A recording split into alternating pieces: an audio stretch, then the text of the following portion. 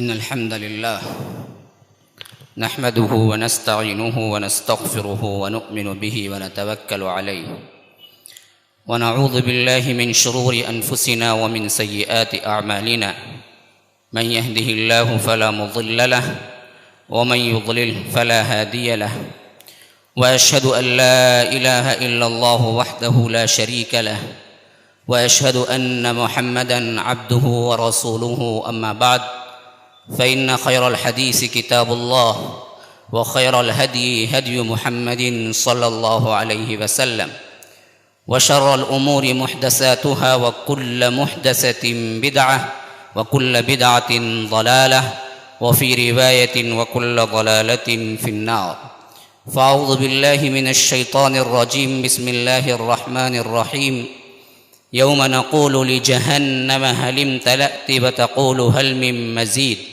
وأزلفت الجنة للمتقين غير بعيد هذا ما توعدون لكل أواب حفيظ من خشي الرحمن بالغيب وجاء بقلب منيب ادخلوها بسلام ذلك يوم الخلود لهم ما يشاءون فيها ولدينا مزيد اللهم أرنا الحق حقا وارزقنا اتباعه وأرنا الباطل باطلا وارزقنا اجتنابه اللهم علمنا ما ينفعنا وانفعنا بما علمتنا وارزقنا علما رب اشرح لي صدري ويسر لي أمري واحلل عقدة من لساني يفقه قولي برادران اسلام، واجب الاحترام بزرگوں، دوستوں اور عزیز ساتھیوں، لائق احترام ماؤں اور بہنوں، سورۃ القاف کے چند آیات سلسلے وار آپ لوگوں کے سامنے جمعے کے خطبے میں پیش کیے جا رہے ہیں۔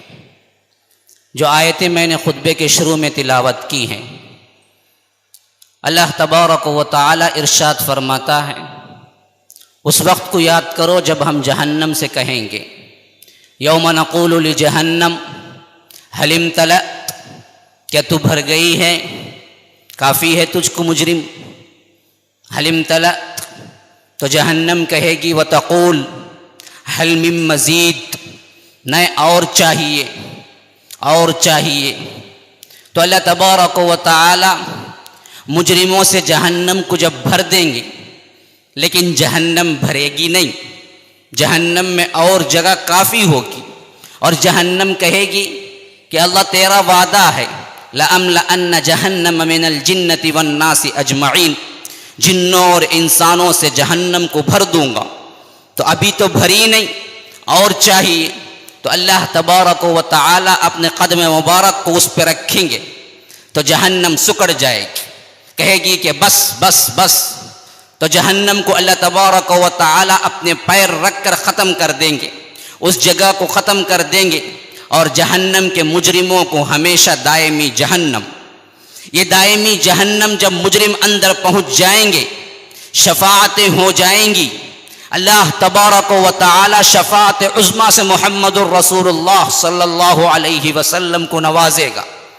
سب سے پہلی شفاعت کرنے والے، سب سے بڑی شفاعت کرنے والے محمد الرسول اللہ صلی اللہ علیہ وسلم، سید العرب والعجم، دونوں عالم کے سردار، سرور کائنات جناب محمد مصطفیٰ صلی اللہ علیہ وسلم ہیں، جو اللہ تبارک و تعالی کے عرش کے نیچے وہ وقت پڑے رہیں گے سجدے میں جتنا اللہ چاہے گا۔ اللہ تبارک و تعالی ایک وقفے کے بعد کہے گا، یا محمد ارفع رأسک سل تعطى واشفع تشفع، اے محمد صلی اللہ علیہ وسلم اپنے سر کو اٹھاؤ، پوچھو دیا جائے گا، شفاعت کرو قبول کی جائے گی۔ تو اللہ کے رسول صلی اللہ علیہ وسلم جہنم کا ایک بہت بڑا طبقہ نکال کے جنت لے جائیں گے۔ پھر کہا جائے گا پوچھو نکالو، تو اللہ کے رسول صلی اللہ علیہ وسلم جہنم کا پھر ایک بہت بڑا طبقہ جو اہل ایمان کا ہوگا، شرط اہل ایمان کا ہوگا، شرط اہل توحید کا ہوگا، اہل شرک کو محمد الرسول اللہ صلی اللہ علیہ وسلم کی شفاعت نصیب نہیں ہوگی۔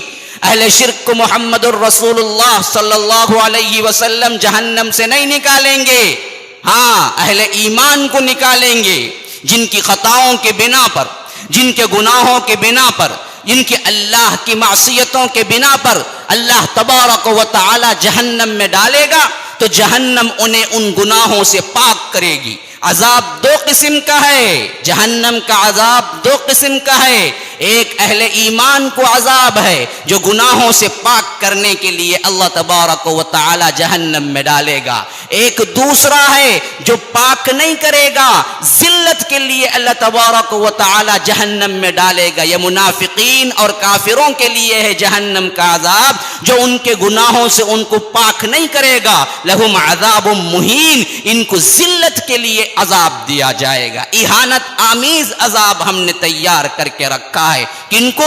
منافقین کو۔ کن کو؟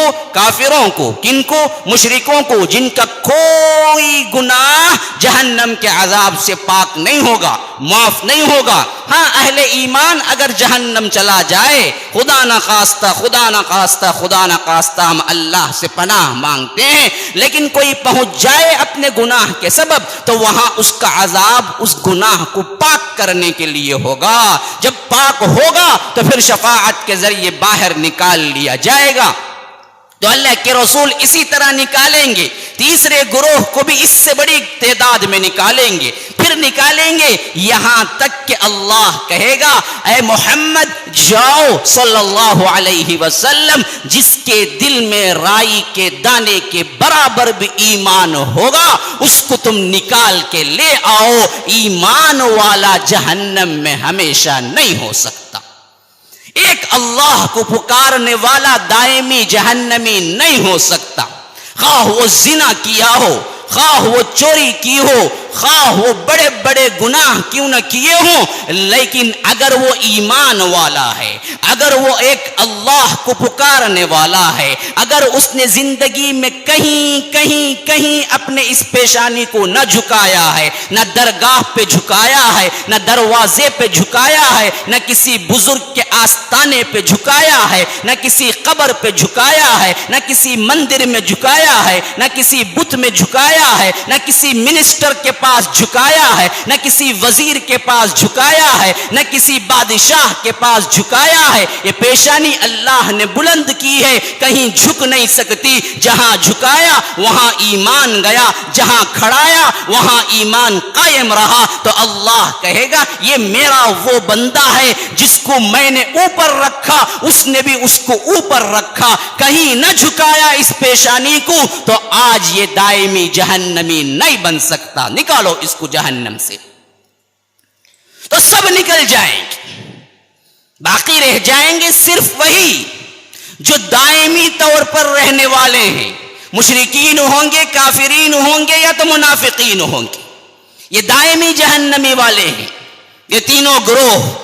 تو اللہ تبارک و تعالی اپنا پاؤں رکھیں گے، جہنم سمٹ جائے گی، بات ختم ہو جائے گی، دروازے سیل کر دیے جائیں گے، اب جہنمی جہنم میں دائمی رہ جائیں گے۔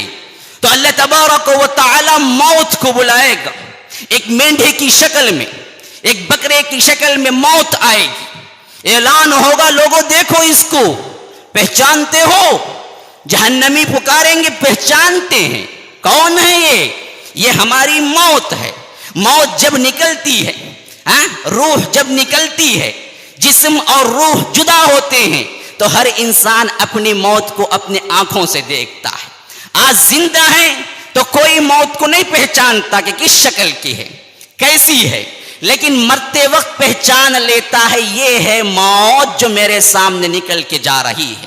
ہاں اسی طرح تو نکلتی ہے، پاؤں سے نکلتی ہے، سرہانے سے اوپر ہوتی ہے۔ عموماً آپ نے دیکھا ہوگا سکرات کی حالت میں جب انسان مرتا ہے تو آنکھیں کھلی رہ جاتی ہیں، وہ دراصل موت کا پیچھا کرتا ہے، آنکھیں پیچھا کرتی ہیں۔ اللہ کے رسول نے فرمایا جب تم اس طرح کی میت کو دیکھو تو آنکھوں کو بند کر دو اپنے ہاتھوں کے ذریعے، کیوں؟ وہ موت اور روح کا پیچھا کرتی ہے۔ تو ہر انسان مرتے وقت اپنی موت کو دیکھ لیتا ہے، اپنی اپنی موت سے آشنا ہو جاتا ہے تو وہاں وہ کہے گا کہ ہاں یہ موت ہے جس کو ہم پہچانتے ہیں. اللہ تبارک و تعالی کہے گا اب دو موتیں وارد نہیں ہوں گی. لا یذوقون فیہا الموت الا الموتۃ الاولی ووقاہم عذاب الجحیم. دیکھو یاد رکھو یہ دل جو بنایا ہے اسے دو کہیں نہیں دیا ہے. بعضوں کو 5 انگلی ہوتی ہے, 6ٹھی انگلی بھی کبھی کبھی قدرت دے دیتی ہے.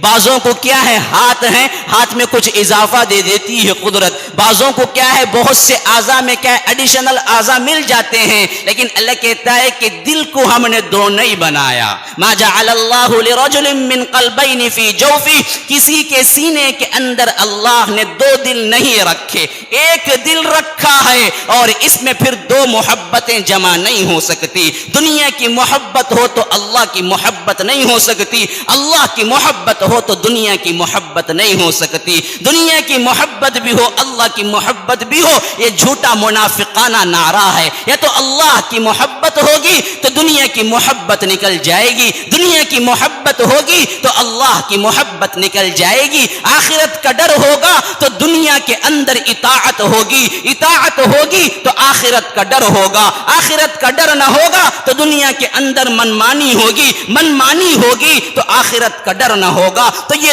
دو ایک جا اکٹھا نہیں ہو سکتے ہیں, آگ اور پانی ایک جگہ جمع نہیں ہو سکتے ہیں. اسی طرح اللہ تبارک و تعالی کہے گا کہ موت بھی 2 مرتبہ تمہیں نہیں آ سکتی. لا یذوقون فیہا الموت, پہلے تم چکھ چکے ہو موت کا مزہ, الا الموتۃ الاولی, موت ایک بار ہے بس, اب موت نہیں ہے تمہارے لیے. کیا ہے ہمیش ہمیش کی زندگی ہے. پکارو موت کو, تم موت نہیں آئے گی. لگاؤ چلاؤ, پوری طاقتیں ڈال کے چلاؤ, موت نہیں آئے گی. لا یذوقون فیہا الموت الا الموتۃ الاولی. تو اللہ تبارک و تعالی فرمائیں گے موت کو موت کر دو, موت کو ذبح کر دو, مینڈے کو ذبح کر دو. اعلان کرنے والا فرشتہ اعلان کرے گا لوگوں تیار ہو جاؤ, اس دائمی عذاب سے اب کوئی چھٹکارے کا امکان باقی نہیں. کیوں؟ موت کو موت کیا جا رہا ہے. پھر وہ مینڈے کو ذبح کر دیا جائے گا, مینڈے کو ذبح کر دیا جائے گا, موت کو موت کر دیا جائے گا. اب فنا نہیں, موت نہیں, اب بقا ہی بقا ہے, دائمی زندگی ہے. لیکن زندگی کیسی؟ لا یموت فیہا ولا یحیا, نہ مرنے کی زندگی نہ جینے کی زندگی. مر مر کے جینا ہے, جی جی کے مرنا ہے. لا یموت فیہا ولا یحیا, نہ وہاں مریں گے نہ جہاں جیئیں گے. تڑپ تڑپ کے مریں گے, تڑپ تڑپ کے جیئیں گے. موت تو نہیں آئے گی. تو اعلان ہوگا جہنمیوں بربادی ہو تم پر, آج کے بعد تمہارے لیے کوئی موت نہیں. جہنمیوں کے لیے حسرت سے جہنم کا عذاب انہیں کم محسوس ہوگا بنسبت اس اعلان کے. جہنمی اپنے جہنم کے عذاب کو بھول جائیں گے صرف اس ایک اعلان پر. اب تک تو کچھ امید تھی کہ رحمان رحم فرمائے گا, رحمان کچھ نہ کچھ نکال لے گا, رحمان کچھ نہیں تو کم از کم موت دے دے گا. لیکن جب یہ اعلان ہوگا کہ موت کو موت کر دیا گیا, موت ہے ہی نہیں, تو جہنمیوں کو جہنم کا عذاب ہلکا ہوگا. وہ پکار کے کہیں گے ہائے ہماری کم بختی. تو اللہ کہتا ہے وَأَنذِرْهُمْ يَوْمَ الْحَسْرَةِ إِذْ قُضِيَ الْأَمْرُ. یہی وہ دن ہوگا جب حسرت کا دن ہوگا, جب معاملہ چکا دیا جائے گا. یوم الحسرہ, حسرت کا دن. حسرت کسے کہتے ہیں؟ شدید خواہش اور امید کے باوجود اس چیز کا نہ ملنا, اسے کہتے ہیں حسرت. اب اس وقت حسرتیں رہ جائیں گی دلوں میں, کاش کہ اچھا کر لیتے, اچھے بن جاتے, اطاعت کر لیتے, اللہ کو مان لیتے, نیک اعمال کر لیتے. ہزاروں حسرتیں ہوں گی, لیکن یہ حسرتیں ایسی ہوں گی جس میں کبھی کبھی کبھی کبھی کوئی کمی نہیں آئے گی، نہ یہ ختم ہوں گی۔ وَأَنذِرْهُمْ يَوْمَ الْحَسْرَةِ، تو اب تمہیں ڈرایا جا رہا ہے اس حسرت والے دن سے۔ آج وقت ہے، تمہیں ڈرایا جا رہا ہے، انذار کیا جا رہا ہے، ڈرو اس حسرت والے دن سے۔ اذ قضی الامر، جب معاملہ چکا دیا جائے گا، وہاں حسرت کر کے فائدہ نہیں، یہاں ایک سیکنڈ کے لیے کر لو، ایک سیکنڈ کے لیے کر لو، ایک سیکنڈ کے 1000ویں حصے میں دل سے مانو استغفر اللہ، اللہ نے میں نے جو کچھ گناہ کیا اللہ معاف کر دے۔ اے اللہ میں ارادہ کرتا ہوں کہ اچھی زندگی گزاروں گا، اے اللہ میں عہد کرتا ہوں کہ تیرے رسول کی اطاعت میں گزاروں گا، اے اللہ میں عہد کرتا ہوں کہ نیک اعمال کروں گا، اے اللہ میں عہد کرتا ہوں کہ کبھی شرک نہ کروں گا، کبھی کسی کے آگے یہ پیشانی نہ جھکاؤں گا۔ آج ہے وقت، ایک حسرت کا 1000واں حصہ، ایک سیکنڈ کا 1000واں حصہ انتخاب کر لو اور کہہ دو رب العالمین کے پاس، ورحمن الرحیم تیار ہے معاف کرنے کے لیے۔ ایک استغفر اللہ پڑھنا تمہارے وہ گناہ جو زمین سے لے کے عنان السماء، آسمان کی بلندیوں تک کیوں نہ پہنچ جائیں، تم ایک استغفر اللہ کہو، اللہ ان تمام کو معاف کرنے کے لیے تیار ہے۔ وہاں خون کی ندیاں بہہ جائیں گی روتے روتے، اللہ معاف نہیں کرے گا۔ تو فرمایا کہ یوم نقول لجہنم هل امتلأت وتقول هل من مزید۔ اس کے برعکس ایک دوسرا معاملہ بھی ہے، یہ تو جہنم کا معاملہ ہے، یہ تو ڈراوا ہے، انذار ہے، تنبیہ ہے، بندہ اللہ کی اطاعت میں آ جائے۔ لیکن ایک دوسرا معاملہ بھی ہے، خوشکن، بہترین، انجام کے لحاظ سے خیر والا۔ فرمایا وَأُزْلِفَتِ الْجَنَّةُ لِلْمُتَّقِينَ غَيْرَ بَعِيدٍ هَذَا مَا تُوعَدُونَ لِكُلِّ أَوَّابٍ حَفِيظٍ مَنْ خَشِيَ الرَّحْمَنَ بِالْغَيْبِ وَجَاءَ بِقَلْبٍ مُنِيبٍ ادْخُلُوهَا بِسَلَامٍ ذَلِكَ يَوْمُ الْخُلُودِ لَهُمْ مَا يَشَاءُونَ فِيهَا وَلَدَيْنَا مَزِيدٌ۔ اللہ تبارک و تعالیٰ کہتا ہے کہ اب کیا ہوگا، اب ہم جنت کو لے آئیں گے۔ وَأُزْلِفَتِ الْجَنَّةُ، قریب کر دی جائے گی، نکال لے آئیں گے، ظاہر کر دیں گے۔ پہلے اتنی بڑی جنت خود ظاہر ہو رہی ہے، خود سامنے موجود ہے، لیکن اعزاز کے طور پہ فرمایا رہا ہے کہ ہم اسے کھینچ لائیں گے، یا اسے ظاہر کر دیں گے، یا اسے اور مزین کر کے خوبصورت کر کے لے آئیں گے۔ کہاں لے آئیں گے، کس کے پاس لے آئیں گے؟ فرمایا للمتقین، اللہ سے ڈرنے والوں کے لیے، متقین کے لیے، تقوی اختیار کرنے والوں کے لیے۔ غیر بعید، وہ دور نہیں ہوگی۔ اب دیکھیے کتنی قربت بتا رہا ہے اللہ تبارک و تعالی متقین کے لیے جنت کو۔ پہلے فرمایا ازلفت الجنہ، ظاہر کر دی جائے گی، قریب لائی جائے گی۔ پھر کہہ رہا ہے کہ غیر بعید، وہ دور بھی نہیں ہوگی۔ گویا کہ جنت کو اللہ تبارک و تعالی کھینچ کے متقیوں کے سامنے ایسے کر دے گا، وہ ان کو بالکل قریب سامنے پورے مناظر دکھائی دیے جائیں گے۔ وَأُزْلِفَتِ الْجَنَّةُ لِلْمُتَّقِينَ غَيْرَ بَعِيدٍ هَذَا مَا تُوعَدُونَ، کہا جائے گا متقین سے یہ ہے وہ جس کا وعدہ رب العالمین نے دنیا میں تم سے کیا تھا، قرآن میں تم سے کیا تھا، اپنے حبیب کے ذریعے تم سے کیا تھا۔ هَذَا مَا تُوعَدُونَ، کس کے لیے؟ لِكُلِّ أَوَّابٍ حَفِيظٍ، ہر اس شخص کے لیے جو اواب ہے، حفیظ ہے۔ پہلے فرمایا کس کے لیے؟ متقین کے لیے۔ دوسری صفت آ رہی ہے اواب کے لیے، تیسری صفت آ رہی ہے حفیظ کے لیے۔ فرمایا هذا ما توعدون لكل اواب حفیظ۔ اواب آب یعوب مطلب پلٹ کے آنا، اسی سے ہے ایوب، وہ نبی جو بہت زیادہ توبہ کیے ہیں، بہت زیادہ اللہ کی طرف پلٹے ہیں۔ اللہ نے آزمانے کے لیے ان سے بڑی آزمائش کسی نبی کو نہیں تھی۔ بیماری پہ بیماری، بغیر کوئی کاز کے بیماری۔ انسان چاہتا ہے نا جی کچھ اچھا کرے تو اللہ بھی اس کے ساتھ اچھا کرے، نمازیں پڑھے تو اللہ اس کو اچھا رکھے، سچ بولے تو اس کو اللہ دنیا دے، مال دے، عزتیں دے، دولتیں دے۔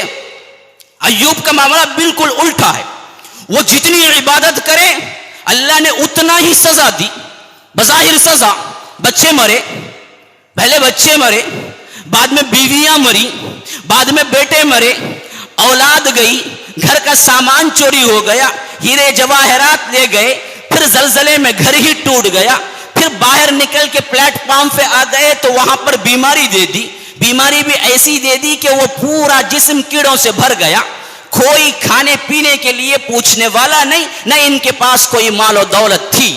ایسے وقت بھی زبان صحیح سلامت تھی، تو وہ اللہ سے کہہ رہے تھے اے اللہ میرا جسم تو کیڑوں نے کھا لیا ہے، کوئی معاملہ نہیں ہے، تو راضی ہے تو میں راضی ہوں، اے اللہ یہ زبان کو بچا کے رکھ کیونکہ تیرا ذکر کرنا ہے۔ یہ ایوب، ہاں صبر ایوب، وَأَيُّوبَ إِذْ نَادَى رَبَّهُ أَنِّي مَسَّنِيَ الضُّرُّ بِنُصْبٍ وَعَذَابٍ۔ اللہ بہت تکلیف ہے جب اس نے پکارا اللہ کو، تو اسی سے ہے اواب، پلٹ کے آنے والا، بار بار توبہ کرنے والا، بار بار استغفار کرنے والا۔ ہم نے ایک ذہن بنا لیا ہے، وہ کیا ہے؟ گناہ کرے تو توبہ کرنا ہے، گناہ کرے تو استغفر اللہ پڑھنا ہے۔ ہم کسی معاملے میں اچانک استغفر اللہ کہیں نا تو دوست کہتا کیا جی ہوگا تم نا، اچھی بات کو استغفر اللہ بولتے ہیں۔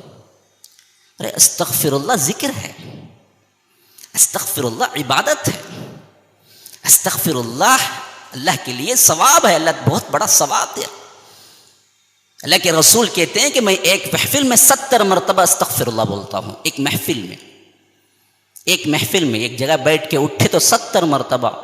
وہ شخصیت جس کے ہاتھوں گناہ ہو ہی نہیں سکتا، اگر ہو بھی جائے تو پہلے ہی بخشوا دیا گیا ہے، وہ 70 مرتبہ ایک محفل میں استغفر اللہ بولتے ہیں۔ اور ہم سمجھتے ہیں کہ گناہ ہی نہیں کیے، دودھ کے دھلے ہیں، ہم کیوں استغفر اللہ بولیں؟ جی کیا پاگل ہو گئے ہو تم؟ ہم تو سیدھے جنتی ہیں، یہ ہمارا اپنا معاملہ ہے۔ تو فرمایا کہ لِكُلِّ أَوَّابٍ، ہر اس اواب کے لیے جو پلٹ پلٹ کے توبہ کرتا ہے اللہ کے لیے، اور حفیظ، اور حفاظت کرتا ہے شریعت کی۔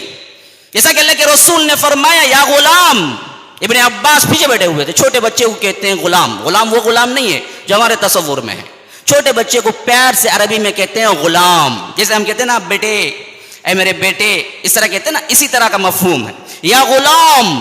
ابن عباس پیچھے بیٹھے ہوئے تھے گدھے کے پیچھے، اللہ کے رسول جب جاتے نا گدھے پہ سواری کرتے، اللہ کے رسول، عزت کا معاملہ ہوتا، آج کا کوئی لیڈر گدھے پہ سواری کرے گا؟ اللہ کے رسول گدھے پہ عموماً سواری کرتے، خچر پہ بھی سواری کیے، گھوڑے پہ بھی سواری کیے، اونٹنی پہ بھی سواری کی، کبھی اپنی عزت نفس کے لیے الگ سے کوئی سواری مختص نہیں کی۔ تو جب جاتے اللہ کے رسول تو بچے کھیل رہے ہوتے تو کسی بچے کو سوار کر لیتے، پیچھے بٹھا لیتے۔ ابن عباس ایک مرتبہ پیچھے بیٹھے ہوئے تھے تو اللہ کے رسول نے فرمایا کہ یا غلام احفظ اللہ یحفظک، دیکھ تو اللہ کے احکامات کی حفاظت کر، اللہ تبارک و تعالی تیری حفاظت کرے گا۔ احفظ اللہ تجدہ تجاہک، اور تو اللہ کے احکامات کی حفاظت کر، تو ہر جگہ اللہ کو پائے گا، مصیبت میں مدد کے لیے وہ آئے گا۔ اسی طرح دوسرے الفاظ میں اللہ کے رسول نے کہا کہ دیکھ تنگی میں اللہ کو یاد رکھ، مصیبت میں اللہ کو یاد رکھ، خوشی میں اللہ تجھ کو یاد رکھے گا۔ ہم تو بھول ہی جاتے ہیں۔ تو فرمایا لِكُلِّ أَوَّابٍ حَفِيظٍ۔ اب پھر تیسری صفت، چوتھی صفت آ رہی ہے، من خشی الرحمن بالغیب، اور اس شخص کے لیے بھی یہ جنت قریب لائی گئی ہے جو اللہ رحمان سے غیب میں ڈرتا ہے۔ من خشی الرحمن بالغیب، لوگ دیکھتے ہیں تو نماز پڑھتا ہے، چار آدمی ہیں تو بڑی سچائی کے گن گاتا ہے، چار لوگ ہیں تو بڑی سخاوت کرتا ہے، دوست احباب بیٹھے ہوئے ہیں تو بڑا نیک بن جاتا ہے، لوگوں کے ساتھ بات کرتا ہے تو بڑی نرمی کے ساتھ کے بڑے اچھے اخلاق والے ہیں، لیکن گھر میں پہنچتا ہے تو بیوی کے لیے درندہ بن جاتا ہے، گھر میں پہنچتا ہے تو اولاد کے لیے کوئی کیا ہے، ڈکٹیٹر بن جاتا ہے۔ یہ نہیں، غیب میں اللہ تبارک و تعالی کا تقوی اختیار کرنا، کوئی دیکھے یا نہ دیکھے اللہ دیکھ رہا ہے مجھے۔ خشی الرحمن بالغیب، جو اللہ سے غیب میں ڈرا، ایک معاملہ تو یہ کہ اللہ کو بغیر دیکھے ڈرا، دوسرا معاملہ یہ کہ ریاکاری اس کو پھٹک کے نہیں دیکھتی، یہ ہمیشہ تنہا ہو، اکیلے میں ہو، خلوت میں ہو، کمرے کے اندر ہو، گھر کے اندر ہو، رات کا معاملہ ہو، کوئی دیکھنے والا نہ ہو، جنگل میں ہو، تبھی بھی وہ اللہ سے ڈرتا ہے۔ کتنے لوگ ہیں ایسے ہیں، مجھے ایسے خبریں ملتی ہیں جن کو ہم ظاہری طور پر رکھ رکھاؤ سے سمجھتے بڑے اخلاق والے ہیں، بڑے اچھے ہیں، بڑے اچھے الفاظ استعمال کرتے ہیں، بڑے ادب سے ملتے ہیں، لیکن جب ان کے گھر کا معاملہ سامنے آتا تو بیوی سے درندے سے زیادہ بدتر سلوک کرتے ہیں۔ گھر والوں کو اتنا تنگ کیے رکھے ہیں کہ الامان الحفیظ، دوستے میں اتنے برے نام کے ہیں کہ سننا نہیں چاہیے، لوگوں پر اتنا ظلم کیے ہوئے ہیں کہ ہم سوچ نہیں سکتے، پھر بھی کیا ہے، 5 وقتہ نمازی ہے، بڑا اللہ والا ہے، بڑا دکھانے کے لیے بہترین الفاظ استعمال کرنے والا ہے۔ یہ سب درے کے درے رہ جائیں گے۔ اللہ کو غیب میں مانو، غیب میں ڈرو، خواہ وہ تم اکیلے ہو، خواہ وہ تم کیا ہو، لوگوں کے سامنے ہو، خواہ کوئی ڈرانے والا تم پر ہو، خواہ کوئی ڈرانے والا کوئی نہ ہو، تب بھی تم اللہ تبارک و تعالی کی احکامات پہ چلو۔ تو فرمایا کہ من خشی الرحمن بالغیب وجاء بقلب منیب، 5ویں صفت بتائی، وہ ایسا قلب لے کے آیا تھا جو منیب تھا۔ منیب پہلے کہا اواب، بار بار پلٹنا، منیب کا مطلب بھی وہی ہے لیکن اس میں فرق ہے، وہ بار بار پلٹنا، یہ دل سے مخلص ہو کے پلٹنا۔ اناب ینیب کا مطلب بھی پلٹنا ہے، بار بار اللہ کی طرف متوجہ ہونا، اللہ تبارک و تعالی کے احسانات کو سمجھ سمجھ کے بے شعوری طور پر کلمہ نکلنا، سبحان اللہ، کیا اچھا رکھا ہے۔ کسی کا بیماری کا سنے، سبحان اللہ، اللہ نے مجھے اچھا رکھا ہے۔ کسی کا تکلیف کا سنے، سبحان اللہ، اللہ نے مجھے بچایا ہے۔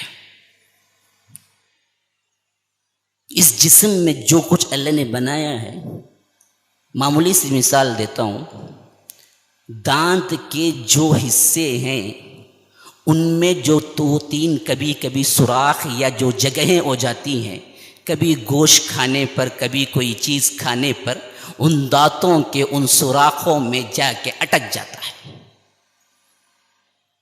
چھوٹی سی چیز، انسان جب تک اس کو نہیں نکالتا بے قرار ہو کے گھومتا ہے، اس وقت اس کو ٹوتھ پک سے زیادہ اہمیت والی کوئی دوسری چیز نہیں محسوس ہوتی۔ ہاں، کبھی سوچا ہے ہم نے اللہ نے کیا جسم دیا، اس کے اندر ایک ذرہ زائد ہو گیا تو انسان کیا تڑپ کے رہ جاتا ہے۔ جو کھاتا ہے اگر پیشاب کی کوئی بیماری ہو نکلتا نہیں، کائنات میں سب سے بڑی راحت اس کو وہی محسوس ہوتی ہے کہ کسی نہ کسی دوا سے پیشاب نکل جائے۔ اللہ نے کیا کیا نواز کے رکھا ہے ہم پر۔ کسی اندھے سے پوچھئے کہ نعمت کیا ہے، وہ کہے گا کہ سب سے بڑی راحت آنکھیں ہیں، مجھے مل جائیں تو بس کافی۔ ہم کو پتا نہیں کیونکہ آنکھیں پہلے سے موجود ہیں، تو ہر وقت یہ سوچتا ہے اور بے اختیار دل سے نکلتا ہے، سبحان اللہ، اللہ نے مجھے کیا رکھا۔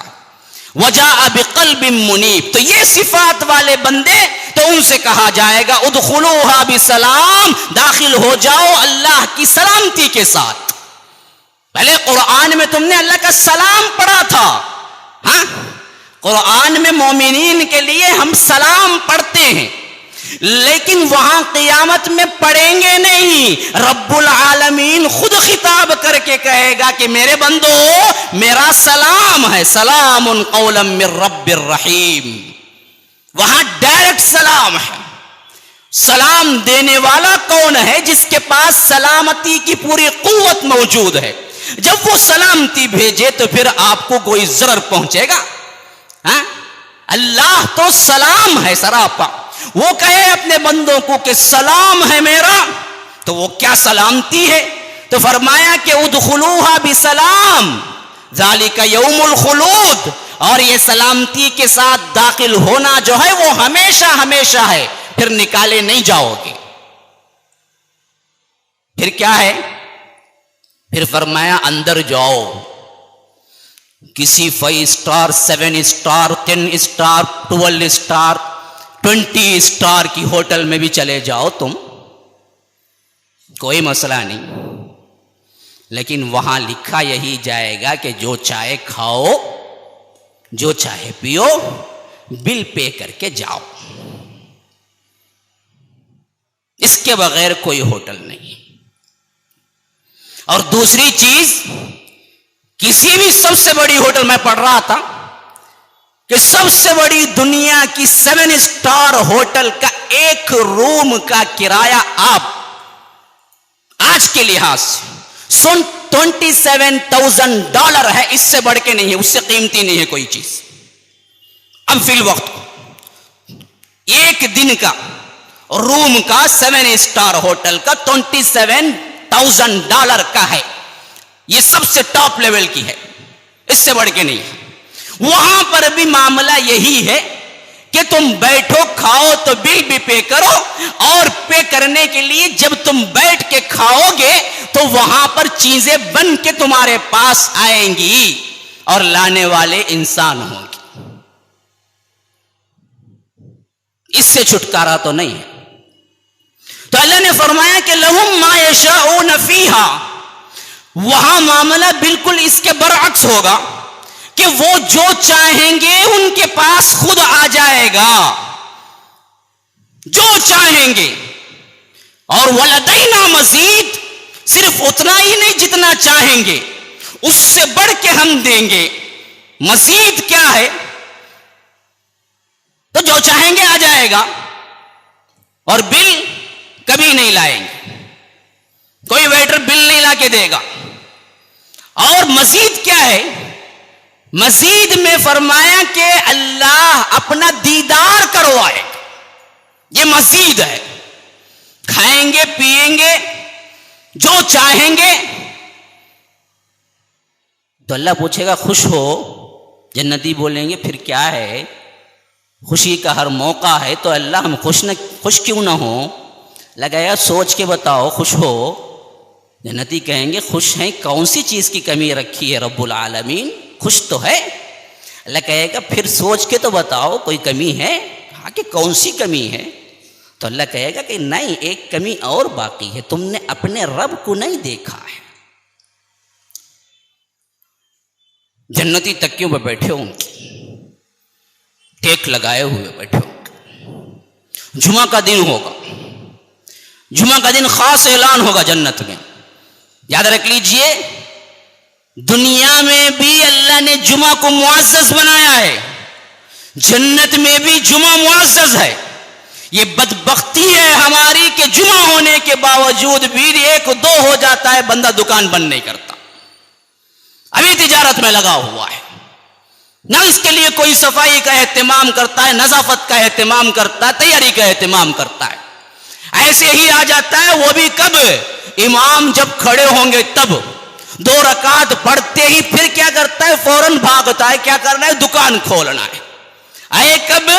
اقامت جب ہو رہی تھی تب، اور خوش ہو جاتا ہے کہ میں 2 منٹ میں جمعہ پڑھ کے آ گیا۔ بھائی بہت جلدی ہو جاتی ہے جمعہ، کہاں جلدی ہوتی؟ بولو بھائی مجھے پڑھ لگا جائیں گے۔ یہ جمعہ کا حال ہمارا ہے، جبکہ اللہ کے رسول صلی اللہ علیہ وسلم کے زمانے میں جب صحابہ ایک مرتبہ بڑا قحط تھا، ویسی حالت میں جمعہ کے خطبے پہ چھوڑ کے چند صحابہ بازار چلے گئے، کیونکہ تبھی قافلہ آیا ہوا تھا، چیزیں چلے جائیں گی اس وجہ سے۔ تو اللہ نے غصہ کیا، تنبیہ کی، وَتَرَكُوكَ قَائِمًا، کیسے ہو تم لوگ، رسول کو اکیلا چھوڑ کے چلے گئے۔ خطبہ سب سے اہم ہے اور ہمارے لیے سب سے غیر اہم ہے۔ وہ جو کہتے ہیں نا جی بیل کے سامنے خطبہ، وہی معاملہ خطبے کا ہو گیا ہے۔ عام مساجد میں تو کیا ہے، وہ جو لگی پھٹی ہے وہ لے کے آ جاتے ہیں، نہ ان کو معلوم ہوتا ہے کہ وہ کیا پڑھ رہے ہیں، نہ ان کو پتا ہوتا ہے جو سن رہے ہیں، وہ بھی معلوم نہیں ہے، ان کو بھی معلوم نہیں ہے۔ ان کو معلوم ہوتا ہے کہ اجلو واتمو وَأَعَذُّ اللہ اکبر بولے تو اب اٹھ کو کھڑنا نماز کے واسطے ہوتا معلوم ان کو آخری میں، اس کے علاوہ کچھ ہی معلوم نہیں. جیسا سانس لیے تو آمین آمین بولنا، اس کے علاوہ ہم نہ کچھ ہی معلوم نہیں. اے اللہ ہم گنہگار ہیں آمین، خطا کار ہیں آمین. کیا مطلب ہے اس کا خود بھی نہیں سمجھ میں آتا کہ ہم گنہگار ہیں آمین کا مطلب کیا ہے، پھر ہمیں پتہ ہی نہیں ہے. تو جمعہ نے ہم نے کیا کیا ہے، اس کو بیکار کر کے رکھ دیا. یہاں بھی بڑی اہمیت والا معاملہ ہے، وہاں بھی بڑی اہمیت والا معاملہ ہے. تو جنت کو اللہ تبارک و تعالی سواریں گے ہی، لیکن جمعہ کو بڑی تزئین کے ساتھ سواریں گے، اور ایک بہت بڑا بازار لگے گا، اور وہ بازار ایسے ہوگا کہ قیمت نہیں. کون سا تبھی مال ایسا ہے، ایکسپریس ایونیو کو چلے جائیے، کہیں بھی چلے جائے، جو اٹھائے فری، جو اٹھائے فری. آج تک دنیا میں کوئی مال ایسا نہیں کھلا ہے، وہاں ویسا مال ہوگا. ہاں جو اٹھاؤ فری. اب جائیں گے جنتی، جو ہیں سمٹ کے لے آئیں گے، یاقوت موتی زمرد، قیمتی قیمتی سامان کپڑے، سب خوشی خوشی سے. حالانکہ سب جنت میں بھی ہوگا، ان کے اپنے جنت میں بھی، پھر بھی ایک خواہش پہ جا کے خریدنے کی خواہش ہوتی ہے نا جی، اور خاص کر عورتوں کو ہوتی ہے. پھر تو جنت میں مزہ نہیں ہوگا عورتوں کو اگر شاپنگ نہیں ہے، تو ان کے لیے خاص ہے شاپنگ. چلو مال کو جاؤ، تو جائیں گے نا مال کو تو پورا لے کے سمٹ کے آ جائیں گے. بہت مال، بہت سمٹ کے جب آئیں گے گھر کو آ کے دیکھیں گے تو بالکل ایک دوسرے مختلف لگیں گے. بیوی شاپنگ کو جاتے وقت جتنی خوبصورت تھی 70 گنا بڑھ کے خوبصورت بن کے پھر گھر کو لوٹی ہے. شوہر کو جاتے وقت جتنا خوبصورت تھا، اور خوبصورتی اللہ تبارک و تعالیٰ دیں گے وہاں پر حضرت یوسف کی طرح سب کو. حضرت عیسیٰ کی عمر دیں گے، حضرت آدم کا قد دیں گے، حضرت یوسف کی خوبصورتی دیں گے. ہر بندے کو، جنتی کو، ہر جنتی کو کیا دیں گے اللہ؟ حضرت عیسیٰ کی عمر 30 پر 3 سال کی عمر میں داخل ہوگا. کروڑوں سال گزر جائیں 30 پر 3 سال کا ہی رہے گا.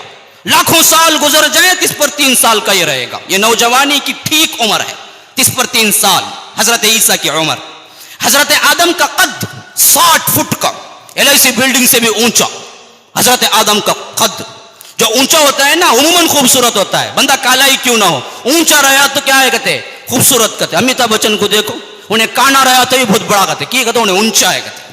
عجیب مسئلہ ہے، اونچائی خوبصورتی کی نشانی ہے. تو یہ اونچا ہے تو اللہ سب سے اونچا کر دیں گے، 60 فٹ ایسی بلڈنگ سے بھی اونچا ہے. پھر اس کے بعد حسن میں کیا ہے، حضرت یوسف کا حسن دیں گے، جن کی ایک جھلک کیا ہے، ایک جھلک کے انگلیاں کاٹ بیٹھی تھی، ہوش آواز گم ہو گئے تھے، جن کی ایک جھلک سے حضرت یوسف کی. تو یہ خوبصورتی پہلے ہی جنتی کو مل چکی ہوگی، لیکن جب وہ بازار جا کے پلٹ کے آئے گا تو اس سے 70 گنا زیادہ خوبصورت ہو جائے گا. بیوی شوہر سے کہے گی آپ ایسے تو نہیں تھے، شوہر کہے گا تم بھی تو ایسی تو نہیں تھی، یہ کیا معاملہ ہے. تو اللہ تبارک و تعالی خوبصورتی میں اضافہ کرتا چلا جائے گا. آج معاملات بگڑتے کیوں ہیں پتہ ہے آپ کو؟ میاں بیوی پہلے سال ایسے گم رہتے، پتہ ہی نہیں چلتا 1 سال کیسے گیا، دوسرے سال ذرا پتہ چلتا، تیسرے سال وقت کٹتا ہی نہیں. کیا آج ہی تم نہ دیکھ دیکھ کو بیزار ہوگا نا جی، ہر وقت گھر میں لڑے ہیں. حسن ٹکا ہوا ہے، اس کا مطلب یہ نہیں جا کے کرو، نعوذ باللہ. دنیا کا ہر حسن ٹکا ہوا ہے، جنت کا ہر حسن اپنے مدارج طے کرتا رہے گا. تو وہاں ہمیشہ حسن بدلتا رہے گا، لمحہ لمحہ بدلتا رہے گا. تو اللہ تبارک و تعالی ان دونوں کو پلٹائیں گے تو اتنے خوبصورت ہو جائیں گے. اب جو لائن چیزیں بیٹھ کے متکئین علی سرر مصفوفہ، صفدار بیٹھ کے سریر پر، تخت پر، پلنگ پر ٹیک لگائے ہوئے. تب اللہ پوچھے گا اور کیا چاہیے؟ اللہ کیا چاہیے؟ سب لایا ہوں. کہے گا کہ نہیں ایک چیز اور ہے میرا، ولدینا مزید، اب مزید میں تمہیں دیتا ہوں. کیا دیتا ہوں؟ یہ بات چیت ہو ہی رہی ہوگی، اللہ تبارک و تعالی اپنے تجلی کا پردہ کھول دے گا. رب العالمین کو بندہ دیکھے گا جنتی، آج تک کوئی نہیں دیکھا ہے.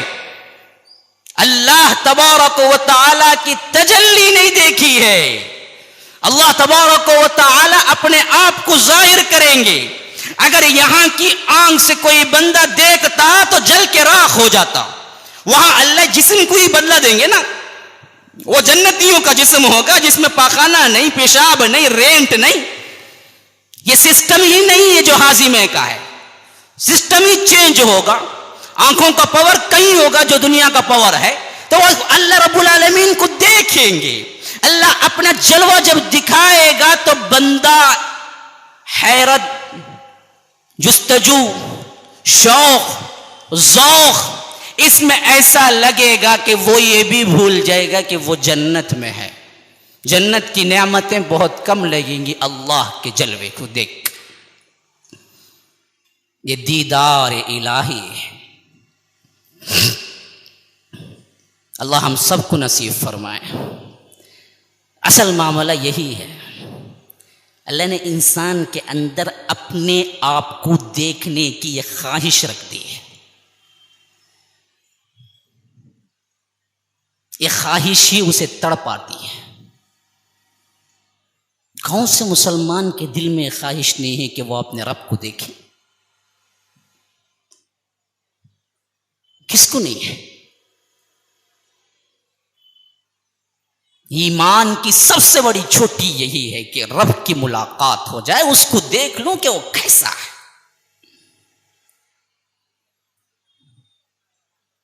تو اسی وجہ سے جنت کے انعامات کی آخری تکمیل بھی یہی ہے کہ اللہ اپنے آپ کو دکھلائیں گے. پردہ اٹھے گا, اللہ کو دیکھیں گے, پھر کیا کیفیت ہوگی. بعض روایتوں میں آتا ہے کہ دیکھنے میں 500 سال گزر جائیں گے اور جنتی کو پتہ نہیں چلے گا کہ 500 سال گزر گئے. اللہ کے جلوے کو دیکھتے ہوئے. کائنات کا سب سے بڑا حسن, جمال اللہ تبارک و تعالی ہے, جو اپنے آپ کو چھپا کے رکھا ہے. چاہتا یہ ہے کہ مجھے چھپے میں تم اطاعت کرو, میں تمہیں بلا کے اپنے ہاتھ سے تمہیں شراب پلا کے دکھاؤں گا. وَسَقَاهُمْ رَبُّهُمْ شَرَابًا طَهُورًا, ان کا رب انہیں شراب پلائے گا.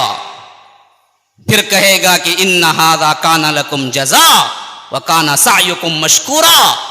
یہ ہے وہ بدلہ جو تم دنیا میں مجھ سے ڈرا کرتے تھے.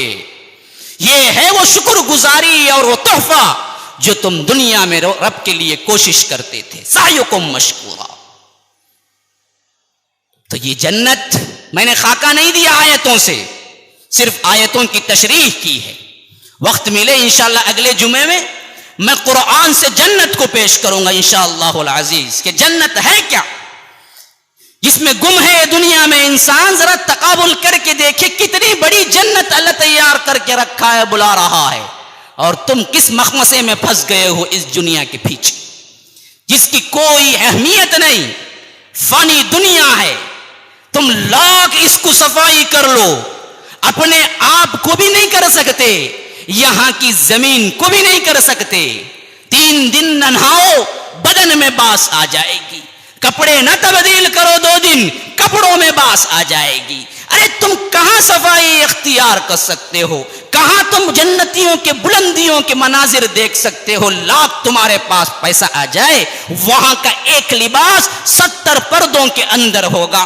ایک جھلک آپ کے لیے 70 مرتبہ آپ کے حسن میں اضافہ کرنے والی ہوگی. نہ وہاں کبھی پسینہ نکلے گا, کہاں بدبو آئے گی, نہ وہاں تمہارے لیے رینٹ ہے, نہ وہاں تمہارے لیے پیشاب پیخانہ ہے, نہ وہاں تمہارے لیے کوئی گندگی ہے, صرف صفائی ہی صفائی ہے. تم کھاؤ گے تو مشک کی ڈکار آئے گی, تم پیو گے تو مشک کی ڈکار آئے گی, تم اعلیٰ سے اعلیٰ کھانا کھاؤ گے تو کوئی گندگی نہیں ہوگی, اور ہر چیز وہ ہوگی جو اللہ رب العالمین کے کن سے پیدا ہوگی. وہاں مرغی کا بچہ مرغا نہیں دے گا, وہاں مرغی سے مرغی نہیں نکلے گی. وہاں کا مرغ کھاؤ گے تو اللہ کے کن کا مرغ ہوگا. اللہ کن کہے گا تو بنے گا. وہ آ کے کہے گا کہ حضور آپ کا غلام ہوں, کیا چاہیے آپ کو؟ 65 بن کے آؤں, 95 بن کے آؤں, 165 بن کے آؤں, تمہارا حکم جو ہو وہ بن کے میں آتا ہوں، تمہاری خدمت کے لیے آیا۔ نہر ہوگی، تالاب ہوگا بڑا سا، مچھلیاں اٹھ اٹھ کے آئیں گی، پوچھیں گی کہ مجھے کھاؤ گے، مجھے کھاؤ گے، مجھے کھاؤ گے؟ کس کو کھاؤ گے؟ کیسے کھاؤ گے؟ مرچ کے ساتھ کھاؤ گے؟ نمک کے ساتھ کھاؤ گے؟ کیسے چاہیے تمہارے لیے؟ جو کہیں گے وہ بن کے آئیں گے، جہاں چاہو گے اس تم نکال لو گے۔ نہر، شراب کی نہر، دودھ کی نہر، پانی کی نہر، زمزبیل کی نہر، سلسبیل کی نہر، تم چاہو گے۔ حقیقت ہے، افسانہ نہیں، کلام اللہ پڑھ رہا ہوں، قصص نہیں، کہانیاں نہیں۔ کہاں بھول جاتے ہیں ہم اس دنیا کی زندگی میں اللہ نے ہمارے لیے کیا کیا بنا کے رکھا ہے۔ جنت انتظار کر رہی ہے، ایسے اعمال کرو کہ جنت کہے کہ تمہارا انتظار تھا، جیسا کہ صحابہ کر کے گئے تھے۔ اللہ کے رسول نے کہا کہ تم سب جنت کے مشتاق ہو۔ صحابہ نے کہا کہ اللہ کے رسول ہاں ہم سب شوقین ہیں جنت کے، لیکن یاد رکھو میرے ایسے صحابہ بھی ہیں جن کی جنت مشتاق ہے۔ فرمایا میرے ایسے صحابہ بھی ہیں اعمال کے ذریعے اتنے اونچے مرتبے پہ پہنچے ہیں، جنت ان کی شوقین ہے۔ پوچھا اللہ کے رسول نام تو بدلا دیجئے، کہا کہ علی وہ ہیں جن کی جنت مشتاق ہے، ابو ذر وہ ہیں جن کی جنت مشتاق ہے، سلمان وہ ہے جن کی جنت مشتاق ہے، انتظار کر رہی ہے کہ کب آئیں گے میرے پاس۔ تو یاد رکھ لیجئے زندگی بڑی قیمتی ہے جنت کو حاصل کرنے کے لحاظ سے۔ جو یہاں گم ہو گیا، برباد کر لیا، گناہوں میں پڑ گیا، تو وہ دائمی طور پر وہاں بھی خسارہ یہاں بھی خسارہ۔ یہ چھوٹے سے مختصر سے عرصے 10 20 سال 30 40 50 60 سال اللہ کی نظر کر دیے، اطاعت میں گزار لیے، پھر تو وہ نعمتیں ہیں جس کا کوئی اندازہ یا اس آنکھ سے کر سکتے ہیں، نہ اس ذہن سے کر سکتے ہیں، نہ اس قلب سے کر سکتے ہیں۔ اللہ تبارک و تعالی ہمیں ہدایت دے، ہمیں سمجھنے کی توفیق دے، دنیا پر جو کچھ ہم فریفتہ ہو چکے ہیں اس سے بچائے، اور آخرت کی تیاری میں ہماری زندگی کو لگائے۔ اللہ تبارک و تعالی ہم سب کو جنت الفردوس نصیب فرمائے۔ ھذا وباللہ التوفیق، صلی اللہ وسلم علی نبینا محمد۔ اسأل اللہ لی ولکم ولسائر المسلمین من کل ذنب فاستغفروه انه هو الغفور الرحیم۔